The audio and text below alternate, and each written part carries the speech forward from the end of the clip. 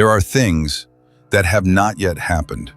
The future is a landscape hidden in fog, waiting for a light to see through it. In the heart of the Renaissance, one man didn't just paint the world as it was. He saw the world as it was destined to crumble. His name was Leonardo. To the public, he was a master artist. But in the shadows of his notebooks, he was something far more dangerous. Florence, 1475. A young Leonardo works in the master's studio. He is brilliant, curious, and obsessed with what lies beneath the surface. But among his designs for cathedrals and portraits, he began to write strange things. Riddles, paradoxes, prophecies. Why would the world's greatest mind hide his thoughts in mirror writing? What was he so afraid of people finding out? For centuries, these writings were dismissed as mere word games. But today, they look like a map of the end of the world. Creatures shall come, he wrote, who will seek to destroy every living thing. Was he talking about monsters or us? To understand the future he saw, we must first learn his language of shadows. Welcome to the Codex of Paradox. Leonardo lived in a world of wood and stone, yet he was building a world of iron and fire in his mind. He saw machines that could fly like birds, and others that could reap men like wheat. His prophecies were the instructions. But his most chilling predictions weren't about machines. They were about the human heart and how easily it forgets. Leonardo knew that if he spoke too clearly, the church or the state would destroy him. So he wore a mask of riddles. Tonight, take off the mask. We will decode the secrets of the Codex Atlanticus, phase by phase. Are you ready? Let us begin with the first riddle. The death of trees and the rise of men. Watch closely. To the casual observer, Leonardo's notes were just games. But listen to this. Greatest work shall come from the death of trees. In his time, this was a riddle about wood being used for art, but Leonardo saw it as a cycle of destruction. To build, we must kill. Men will walk on their own death, he wrote. He wasn't talking about ghosts. He was talking about the very floor beneath our feet. The wood of the tree becomes the plank of the house, and eventually the box of the grave. He saw the end in every beginning, but Leonardo's mind began to drift toward darker visions. As he studied anatomy, he saw the machine of the body as something fragile. He spent nights with the dead, dissecting more than 30 bodies. He wasn't just looking for muscles, he was looking for the soul. He wrote, "Time is the consumer of all things." He realized that his inventions and humanity itself were on a timer. His prophecies began to change. They grew from clever riddles into apocalyptic warnings. He saw a future where men would fly, not like birds, but like predators. The great bird will take its first flight, he said, but he feared what it would carry. Years passed. The youth was gone.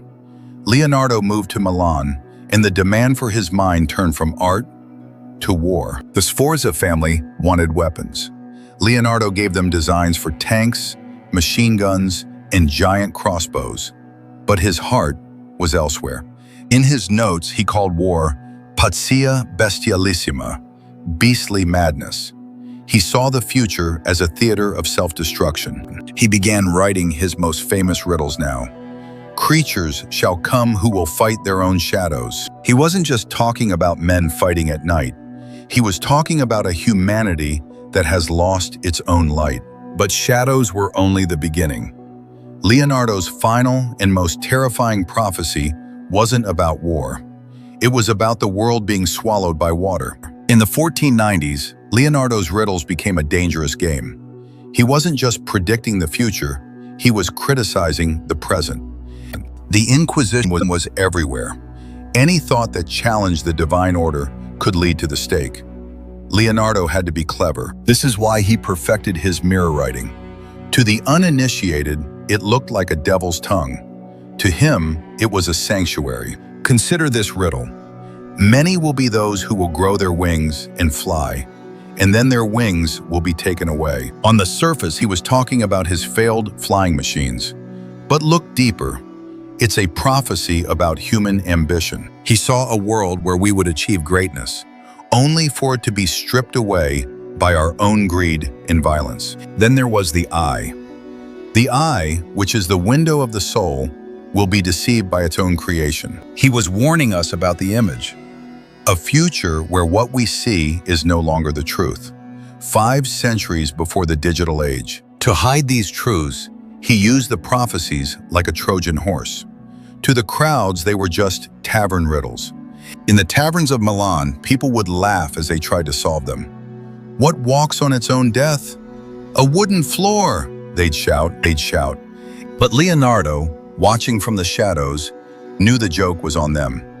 The riddle wasn't the floor. The riddle was their own mortality. Soon, the games would stop.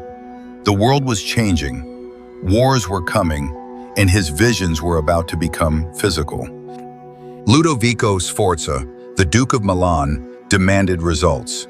Not riddles about trees, but engines of death. Leonardo was forced to act. He began sketching the tank, the machine gun. The world of shadows he had written about was now appearing on his desk. The Renaissance was about to bleed, and Leonardo's prophecies were about to become history. Next, the machines of the apocalypse. Leonardo called war a beastly madness, yet he designed the most terrifying weapons the world had ever seen. He wasn't just sketching, he was casting giants in bronze, cannons that could shatter walls that had stood for 1,000 years. Consider his turtle tank, 8 men inside, turning cranks to move a fortress of wood and iron. It was a prophecy of the 20th century. These shall come, he wrote, hidden in towers of wood, to strike without seen. He saw the tank 400 years before World War I. His patrons saw glory. They saw power. They didn't see the warning hidden in the drawings. In his diary, he confessed his fear, that he had given a madman a sword. He began to hide his most lethal designs. He designed a way to breathe underwater, a submarine, but he refused to publish it. Why? Because, in his words, I will not reveal this for the evil nature of men who would use it to commit murders at the bottom of the seas. He knew human nature wouldn't change. But his prophecies suggest he saw a point where our technology would outpace our wisdom. Creatures shall be seen flying in the air, and they shall be the cause of many deaths. He wasn't just talking about his gliders. By the end of his life, Leonardo retreated into a world of pure science. But the dark visions didn't stop. They only got bigger. He became obsessed with water, not as a source of life, but as a force of total, final destruction. The waters shall rise above the mountains, he predicted. He was talking about the deluge, the end of all things. Was this a literal flood, or a metaphor for a world drowning in its own mistakes? Leonardo didn't give us the answer.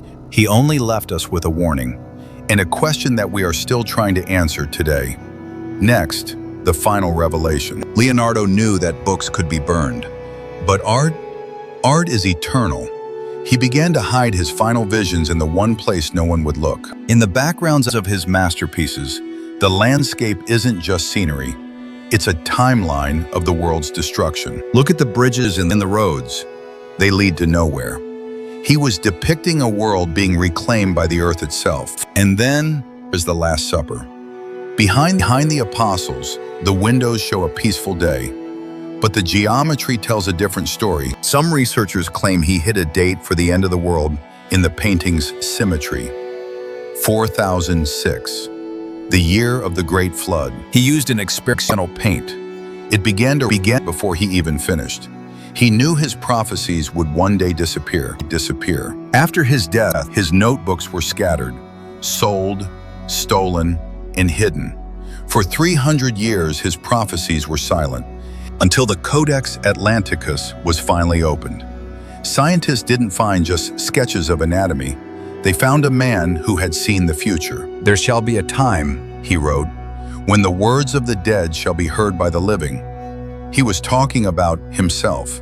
In the 21st century, we are the living he spoke of, and his warnings are louder than ever. The animals shall come to speak. Many believe he was predicting artificial intelligence. Metal creatures that think and speak, but have no soul to feel. He saw our world. He saw our power. But he also saw how we would use it to consume the very earth that gave us life. The last prophecy in the Codex isn't about death. It's about a choice. The bridge between the light and the dark. He wrote, "Men shall speak to each other from the most distant countries, and then shall be the beginning of the end." The flood hasn't come yet. We are still standing in the shadow of his greatest warnings. And the owl is watching. Next, the final revelation. France, 1519. The genius is tired. The machines are silent. Only the final prophecy remains to be told. Leonardo knew he was dying, but he wasn't afraid of the end. He was afraid that his light would be misunderstood. On the very last page of his notes, he stopped mid-sentence. "The soup is getting cold," he wrote. A final riddle or a final truth? He realized that the universe was not made of parts, but of patterns. Everything comes from everything, he wrote. His final prophecy was a reversal, a return to nature. He saw that humanity's destiny was not to conquer the earth, but to become part of it again. As a well-spent day brings happy sleep, so a life well spent brings a happy death. He was finally solving the riddle of himself. Leonardo is gone, but the Codex Atlanticus is awake. It is no longer a book, it is a mirror. What do you see in it? Modern climate scientists look at his Deluge drawings and see a prediction of the rising seas. He wasn't just guessing, he was calculating. And what about the creatures of metal? Today we call them AI. Leonardo asked, "Can a machine have a soul? Can it see the future too?" He left us the map. He left us the warnings, but he also left us the solution. To see, we must first learn how to look. The prophecies of Leonardo are not a sentence. They are a test. Are you ready to see what comes next? Because the soup is finally cold. Good night, Leonardo. The story is done, but the evidence remains. Let's compare the riddle to the reality. Project 01, the Armored Beast. Leonardo, a wagon of iron to break the ranks, 1485. Reality, the Mark I tank, 1916. He was 431 years early. Project 02, the aerial screw. He believed that if a screw could move through wood, a blade could move through air. Today, his screw saves lives in the most unreachable places. He saw the physics of the sky before we had a name for it. But his most haunting evidence isn't a machine, it's the water. He mapped the movement of the tides with terrifying precision. Leonardo's sketches of swirling water matched the spiral patterns of modern hurricanes. How did he know? He had no satellites. "The sun never moves," he wrote in a tiny note. A century before Galileo, he had already unmasked the sky. He wasn't a prophet of magic. He was a prophet of logic. He saw the patterns because he refused to stop looking. Tank, helicopter, scuba gear, the solar system, it's all there in the Codex. But one final comparison remains, the human brain. His drawings of the nervous system look exactly like the circuit boards of the machines we use to study him. We are built in his image. He didn't just predict our tools, he predicted our evolution. A future where the mind is the only frontier left. Our DNA carries the same code of curiosity he wrote into his codex. We are his final and greatest prophecy. Every time a child looks at a bird and wonders, why? Leonardo is there. His future is not a destination, it's a way of thinking. So we have the evidence, the machines, the storms, the code. Now only one question remains for you. Are you the one he was waiting for? Next, the final call. Leonardo didn't write his prophecies to scare us. He wrote them to wake us up. He left the most important pages blank, because he knew the ending of the story isn't his to write. It's yours. We live in the world he dreamt of, both the miracle and the nightmare. He warned of the deluge, but he also taught us that the earth is a living body. To save it, we must see it as he did. Iron rusts from disuse, he said. Even so does inaction sap the vigors of the mind. So, what will you build? Will you build? His prophecies were a map of the dangers, but they were also a map of the potential, the choice to fight shadows or create light. The Codex is open, but the future is waiting. Will you be a spectator or a creator? Super Videre. Don't just look, see. Thank you for watching. If you enjoyed this journey into the mind of Vinci, subscribe for more historical mysteries. What do you think he saw next? Comment below.